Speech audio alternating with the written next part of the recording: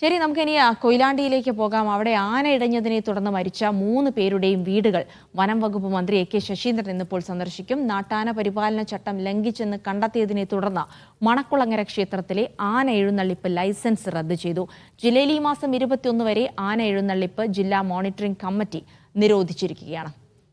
ദൃശ്യ പുതിയടത്ത വിവരങ്ങൾ നൽകും. ദൃശ്യ നേരത്തെ റിപ്പോർട്ട് ചെയ്തിരുന്നു മന്ത്രി കെ ശശീന്ദ്രൻ ഈ കുടുംബാംഗങ്ങളെയൊക്കെ സന്ദർശിക്കുമെന്നുള്ള കാര്യം. മാത്രമല്ല, ഇപ്പോൾ ജില്ലയിൽ ആന എഴുന്നള്ളിപ്പിനുള്ള ഒരു കർശനമായ നിയന്ത്രണം കൂടി വരികയാണ്.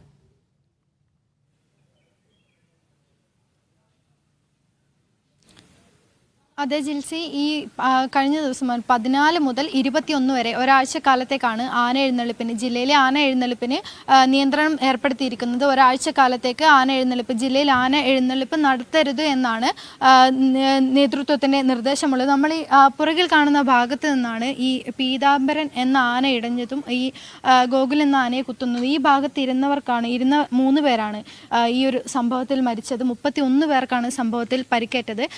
വനംവകുപ്പ് മന്ത്രി എ കെ ശശീന്ദ്രൻ അല്പസമയത്തിനകം തന്നെ സംഭവസ്ഥലം സന്ദർശിക്കും. ഇതുകൂടാതെ തന്നെ അമ്പലത്തിൽ കൂടാതെ തന്നെ ഈ അടുത്തുള്ള ഈ മരിച്ച 3 പേരുടെ അമ്മുക്കുട്ടി, ലീല, രാജൻ എന്നീ 3 പേരുടെ വീടുകളും സന്ദർശിക്കുന്നുണ്ട്. അതിനുശേഷമായിരിക്കും ധനസഹായം മറ്റു കാര്യങ്ങളുമൊക്കെ പ്രഖ്യാപനമുണ്ടാവുക. നമ്മൾ ഈ കഴിഞ്ഞ ദിവസം റിപ്പോർട്ട് വന്നതിൻ്റെ അടിസ്ഥാനത്തിൽ ഈ തുടർച്ചയായ വെടിക്കെട്ടിനെ തുടർന്ന് ഈ പീതാംബരൻ എന്ന ആന ഇടയുകയായിരുന്നു എന്നാണ് ഈ വനംവകുപ്പിൻ്റെ റിപ്പോർട്ടിലുള്ളത്.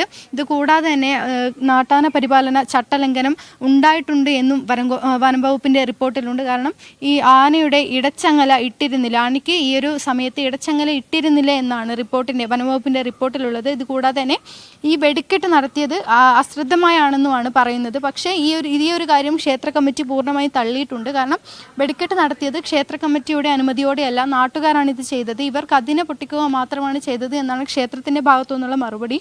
എന്നാൽ വനംവകുപ്പിൻ്റെ റിപ്പോർട്ട് അനുസരിച്ച് ഈ 2 കാര്യങ്ങളും ചട്ടലംഘനമാണ്. ഈ ആനയുടെ ഉടമയും ക്ഷേത്ര ഭാരവാഹികളും ഈ ഒരു കാര്യത്തിൽ ഉത്തരവാദികളാണ് എന്നാണ് കഴിഞ്ഞ ദിവസം എ കെ ശശീന്ദ്രൻ്റെ പ്രതികരണത്തിലുണ്ടായിരുന്നത്. ഈ ഒരു അമ്പലത്തിൻ്റെ ഈ ഒരു ഭാഗത്ത് വെച്ചാണ് ഇന്നലെ കഴിഞ്ഞ ദിവസം അപകടമുണ്ടാവുന്നത്. ഇവിടെ നിന്നാണ് ആന ഇടയുന്നത്. ഈ ഭാഗത്താണ് ഈ ഒരു കെട്ടിടം, നമ്മൾ ഈ കാണുന്ന കെട്ടിടം ഈ ഇടഞ്ഞ ആന കുത്തിമറിച്ചിട്ടതാണ്. ആ ഒരു ആക്രമണത്തിലാണ് ഈ ഒരു കെട്ടിടത്തിൻ്റെ ഭാഗികമായി തകർന്നിട്ടുള്ളത്. ഈ ഒരു കെട്ടിടത്തിൻ്റെ താഴെ ഭാഗത്ത് നിന്ന 3 പേരാണ് മരിച്ചത്. ഈ ഒരു ഭാഗത്ത് നിന്നവർക്കാണ് വലിയ പരിക്കുകൾ ഏറ്റിട്ടുള്ളത്. എന്നാൽ ഈ ഒരു കമ്മിറ്റിക്ക് ഈ ഒരു കാര്യത്തിൽ ഒരു ഉത്തരവാദിത്വമില്ല. കാരണം വെടിക്കെട്ട് നടത്തിയത് തങ്ങളല്ല എന്നുള്ള രീതിയിലുള്ള പ്രതികരണമാണ് ഇവരുടെ ഭാഗത്തു നിന്ന് വരുന്നത്. എന്നാൽ ഈ ഒരു അപകടത്തിൽ പൂർണ്ണമായും ക്ഷേത്രം ഭാരവാഹികളും ആന ഉടമകളും തന്നെയാണ് ഉത്തരവാദികൾ എന്നാണ് വനം വകുപ്പിൻ്റെ റിപ്പോർട്ടിലുള്ളത്. ജിൽസി, ഈ ഒരു 14 മുതൽ 21 വരെ 7 ദിവസത്തേക്കാണ് ഇപ്പോൾ നിലവിൽ ഈ ജില്ലയിൽ ആനയുടെ എഴുന്നള്ളിപ്പിൽ കൃത്യമായൊരു നിയന്ത്രണം ഏർപ്പെടുത്തിയിട്ടുള്ളത്. ഇതുകൂടാതെ തന്നെ ഈ ഒരു ക്ഷേത്രത്തിൻ്റെ ആന എഴുന്നള്ളിപ്പിനുള്ള ലൈസൻസും റദ്ദാക്കുമെന്നാണ് കഴിഞ്ഞ ദിവസം വനംവകുപ്പ് മന്ത്രി പ്രതികരിച്ചത്. ജിൽസി, എന്തായാലും ഇന്നിപ്പോൾ വനം വകുപ്പ് മന്ത്രി എ കെ ശശീന്ദ്രൻ ഈ മണക്കുളങ്ങര ക്ഷേത്രത്തിൽ ആനയിടഞ്ഞതുമായി ബന്ധപ്പെട്ട മരിച്ച ആളുകളുടെ വീടുകൾ, കുടുംബാംഗങ്ങളെ സന്ദർശിക്കുന്നുണ്ട്. ഒപ്പം തന്നെ ജില്ലയിൽ ആന എഴുന്നള്ളിപ്പിന് ഒരാഴ്ചത്തേക്ക് നിരോധനവും ഏർപ്പെടുത്തിയിരിക്കുകയാണ്. പ്രത്യേകിച്ച് ഈ നാട്ടാന പരിപാലന ചട്ടമൊക്കെ ലംഘിച്ചാണ് ഇത്തരം ആന എഴുന്നള്ളിപ്പ് നടത്തുന്നത്. അതൊക്കെ അറിയാനും പറയാനും ഒക്കെ നമുക്ക് ഇത്തരം മരണങ്ങളും അപകടങ്ങളും ഒക്കെ വേണ്ടി വരുന്നു എന്നുള്ളതാണ് അതിലൊരു സങ്കടകരമായ യാഥാർത്ഥ്യം. ഇത് നമ്മൾ പറഞ്ഞുകൊണ്ടിരിക്കും, നിങ്ങൾ അറിഞ്ഞുകൊണ്ടിരിക്കും. പക്ഷേ കാര്യങ്ങളൊന്നും ഇങ്ങനെ മാറ്റമില്ലാതെ തന്നെ തുടരുകയാണ്. കഴിഞ്ഞ കുറേ കാലങ്ങളായി നമ്മൾ അത് തന്നെയാണ് കണ്ടിരിക്കുന്നത്. അതുകൊണ്ടാണ് അത്തരത്തിൽ പറയേണ്ടി വരുന്നത്.